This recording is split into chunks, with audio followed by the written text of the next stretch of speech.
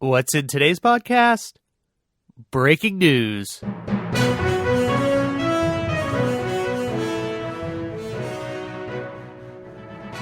What's in a Podcast? Episode 006 from our Washington Bureau. Reality is complex, and the machinations of the universe and their effects on our lives are all but incomprehensible. Even when we limit our scope to our own actions, we cannot fully estimate their impact. For your consideration, I offer the following seemingly unrelated, insignificant stories that, when combined, may have dire consequences for NASA's new deep space program, the Space Launch System, or SLS. In the early stages of his administration, Barack Obama gifted 25 DVDs to British Prime Minister Gordon Brown. This was seen as somewhat of a slight, as the Prime Minister had given Mr. Obama a pen holder made from the timbers of the Victorian anti-slave ship, the HMS Gannet. Compounding this social faux pas was the fact that the DVDs were region-locked and cannot be viewed on British hardware. As sort of a joke, and to show that our countries have moved forward from that time, the current Prime Minister, Theresa Brown, gifted some British movies to President Donald Trump at their meeting on January 27th of this year. Note that these DVDs are region-free. One of the ways Mr. Trump likes to unwind at the end of the day, aside from perusing Twitter, is by watching movies. This has given him a great opportunity to work his way through the Prime Minister's gift.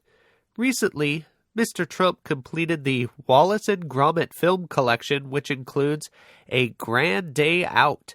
In this film, Wallace becomes dismayed to find that he is out of cheese when snack time comes. To remedy the situation, Wallace builds a rocket that takes he and his dog Gromit to the moon. Of course, this is because everyone knows that the moon is made of cheese. Editor's note: the moon is not actually made of cheese, and no one has ever really ascribed to this belief. Just like a large portion of the population never believed the earth to be flat. In the 1500s, the proverb, "to make one believe that the moon is made of green cheese," was akin to saying that a hoax is being perpetrated. Today, this phrase might be akin to the accusatory statement that something is fake news. After viewing the film, Mr. Trump began to crave a cheese snack himself. When it comes to cheese, Mr. Trump usually goes for white American, but he noticed something interesting in the stack of papers on his desk. One of Mr. Trump's assistants is tasked with collecting pro-American stories that can be used in interviews and speeches. One of these articles described the 2016 World Cheese Championship. A Wisconsin cheese, Emmy Roth's Grand Cru Surchoix, brought home the grand prize. Of course, the Green Bay Packers are updating their Cheddarhead hats to the Grand Cru Surchoix, and Mr. Trump decided that would be the cheese to sit atop his crackers. At the next morning's briefings, the acting NASA administrator, Robert Lightfoot, explained that he has tasked the agency with determining the feasibility of placing a crew on Exploration Mission 1. Mr. Lightfoot's memo read in part, quote, "Related to that, I have asked, name redacted, to initiate a study to assess the feasibility of adding a crew to Exploration Mission 1, the first integrated flight of SLS and Orion. I know the challenges associated with such a proposition, like reviewing the technical feasibility, additional resources needed, and clearly the extra work would require a different launch date. That said, I also want to hear about the opportunities it could present to accelerate the effort of the first crewed flight and what it would take to accomplish that first step of pushing humans farther into space. The SLS and Orion missions coupled with those promised from record levels of private investment, will help put NASA and America in a position to unlock those mysteries and to ensure this nation's world preeminence in exploring the cosmos." End quote.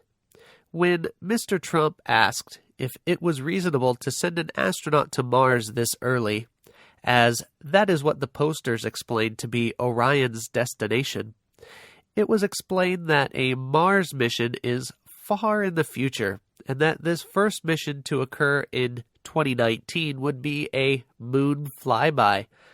Further, this would be the first step towards once again setting foot on the moon and a stepping stone on the path to Mars. To this, Mr. Trump became visibly agitated.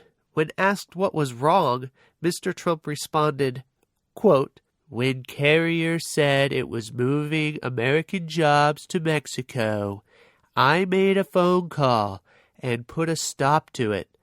Believe me, I will not tolerate American companies leaving to another country. The great people of Wisconsin work hard and make the best cheese in the world, and I sure as hell won't let them be ruined by some moon cheese." End quote. What may have further incensed Mr. Trump is the fact that he recently signed the National Aeronautics and Space Administration Transition Act of 2017. It is unclear whether these new developments will lead Mr. Trump to cancel the SLS program. But one can see how a few seemingly innocuous coincidences can have an incredible impact. Who would have guessed that NASA's fate might be determined by an unfortunate gift and diplomatic faux pas from Barack Obama? We go now to our street correspondent to get your thoughts on America's space program returning to the moon. We went to multiple locations around Central Florida in order to ask you if you thought NASA should be working on returning to the moon. Here's what you had to say. We should work on getting astronauts into space.